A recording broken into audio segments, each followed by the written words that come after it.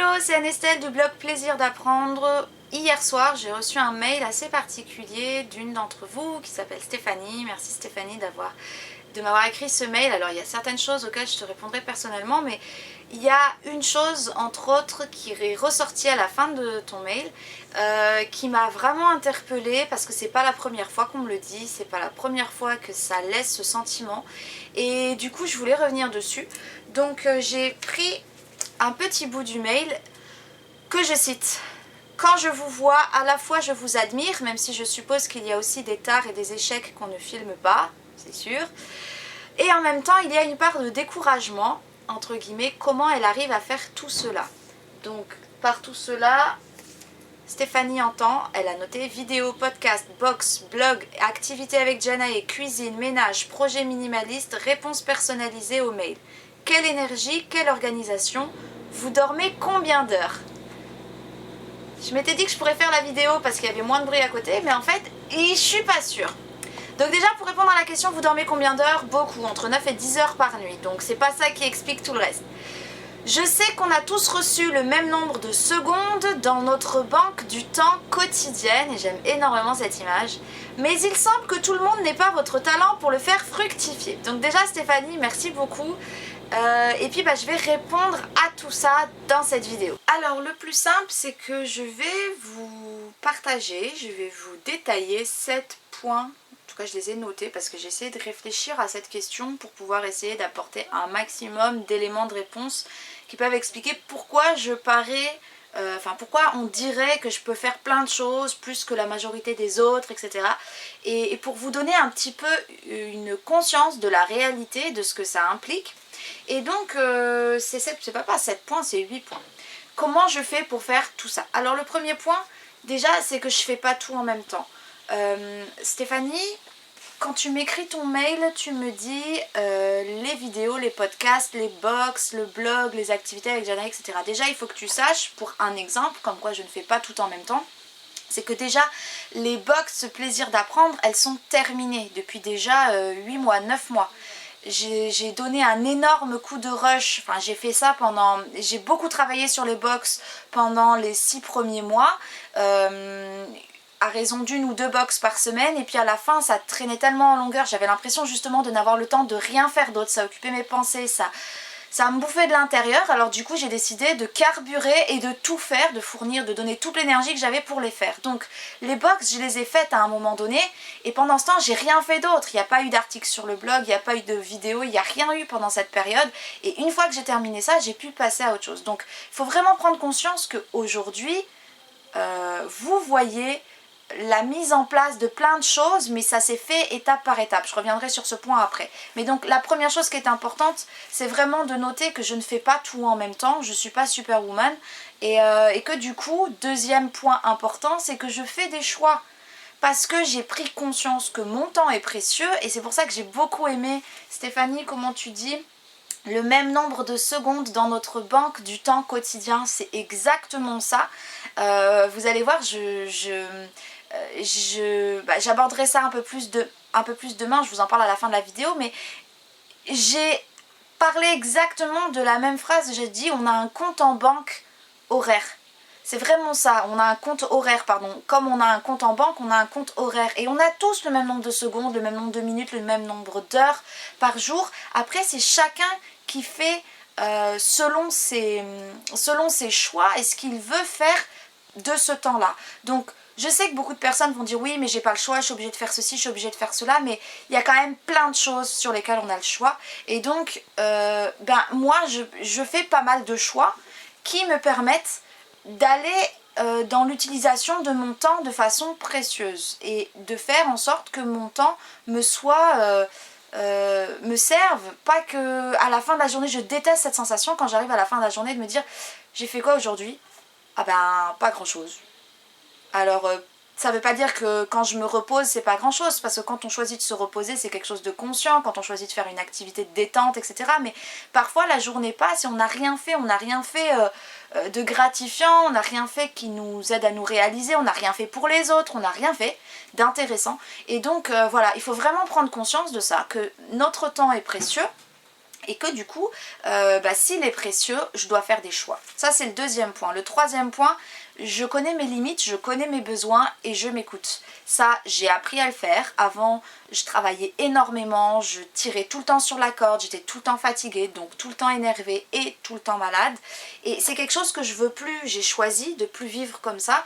Donc, j'ai appris à connaître mes limites, j'ai appris à savoir quand là ça va être trop, quand là au contraire je peux me dépasser, je connais mes besoins donc je sais si on m'en demande trop ou pas, et voilà, il faut savoir se connaître, c'est une compétence qu'on acquiert avec le temps, mais c'est quelque chose, il faut pouvoir le faire pour pouvoir vraiment avancer positivement, parce que sinon toute notre vie on va faire des choses qui nous plaisent pas, on va faire des choses qu'on subit, on va faire des choses parce qu'on nous les demande, parce qu'on sait pas dire non, ou peu importe les raisons, mais voilà, comme moi je l'ai dit, le temps étant précieux, il faut pouvoir se connaître et puis s'écouter et faire en fonction de ça.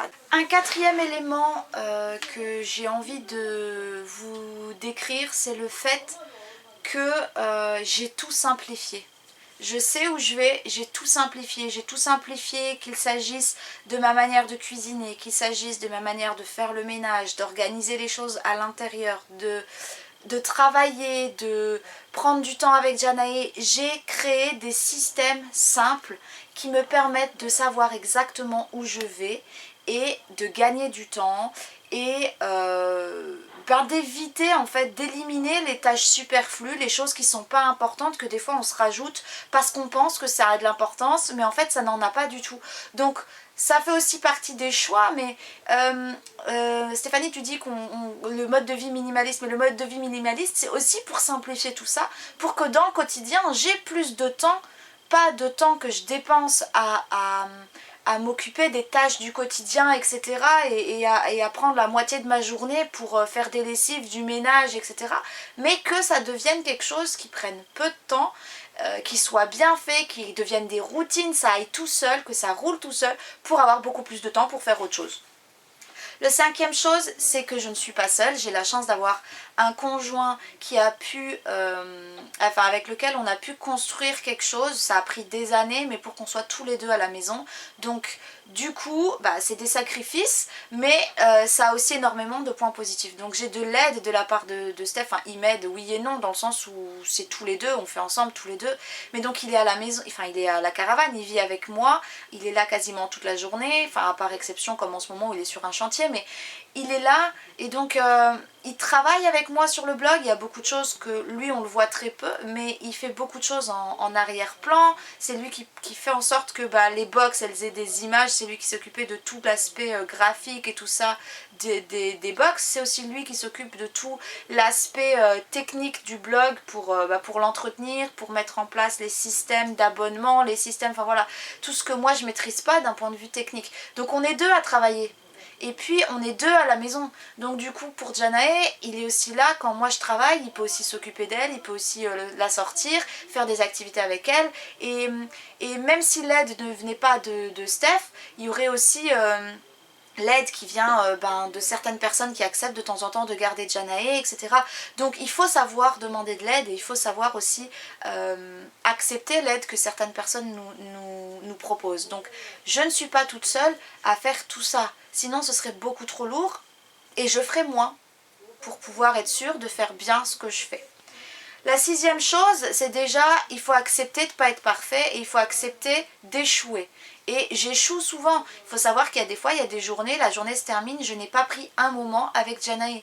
Parce que ça aura été une journée particulière, j'avais beaucoup de travail ou quoi, et elle se sera occupée toute seule. Elle aura lu, elle aura joué, elle sera dehors. Là, ça fait 2h30 qu'elle est dehors en train de jouer.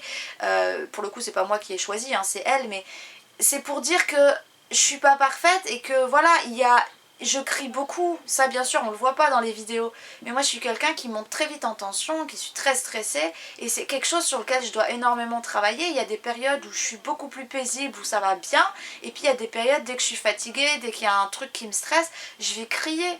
Et voilà, j'ai mes défauts, faut pas croire, c'est pas parce que comme on dit, comme dans les vidéos, les podcasts ou quoi, voilà, j'ai mes défauts, j'ai mes problèmes à résoudre ou tout ça.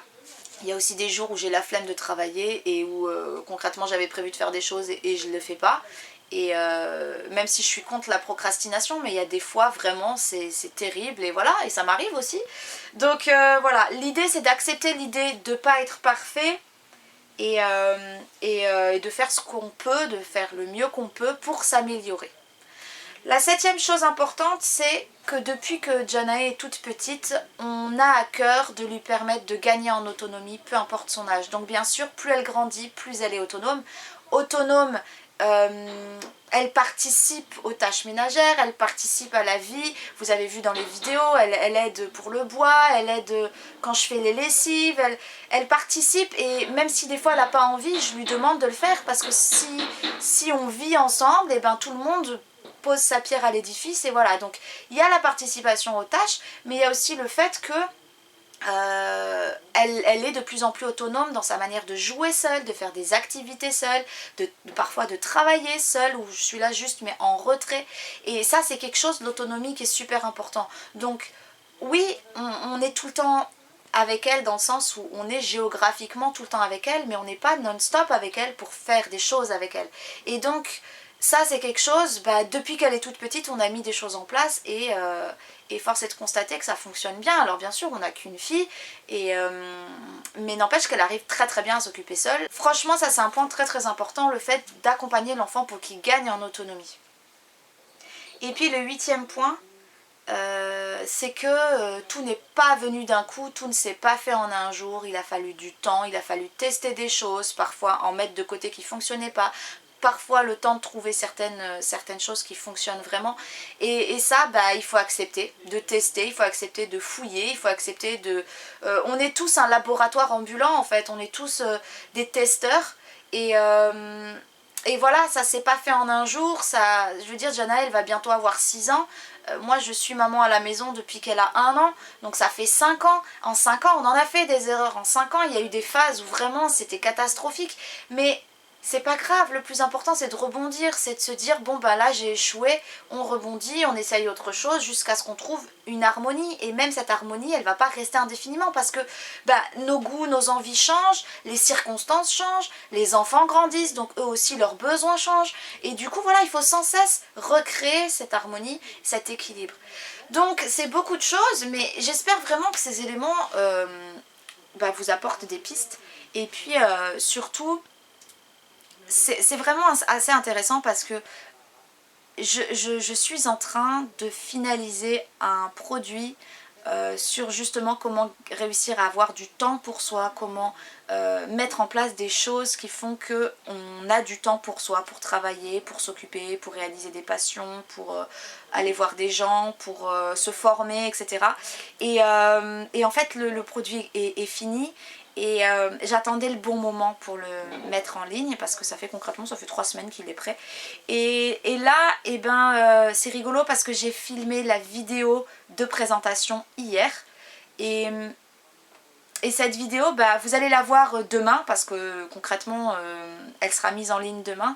Mais c'est super intéressant de voir que j'ai fait cette vidéo de présentation où je parle en détail de comment nous on a fait, des outils qu'on utilise, que j'ai utilisés, et de tout ce que je mets dans ce programme d'accompagnement pour vous aider vous aussi. Et donc j'ai fait ça hier, et là hier soir je reçois ce mail avec cette question qui est pile dedans. Voilà, du coup en attendant la vidéo de présentation de tout ça qui arrivera demain, et vous avez déjà des éléments dans celle-ci qui vous aident à mieux comprendre que je ne suis pas surhumaine, et que en fait tout ne tombe pas de nulle part, que c'est vraiment des choses qui se sont mises en place et qui continuent de se mettre en place. Mais voilà, je vous détaillerai tout ça dans la vidéo que vous verrez demain. Voilà, sur ce, si vous avez d'autres questions par rapport à ça, plus précises, plus pointues, n'hésitez pas à les poser en commentaire. Je pourrais faire d'autres vidéos pour plus détailler certains aspects et mieux vous aider, tout simplement. Sur ce, je vous dis à demain, et je vous souhaite une très belle soirée.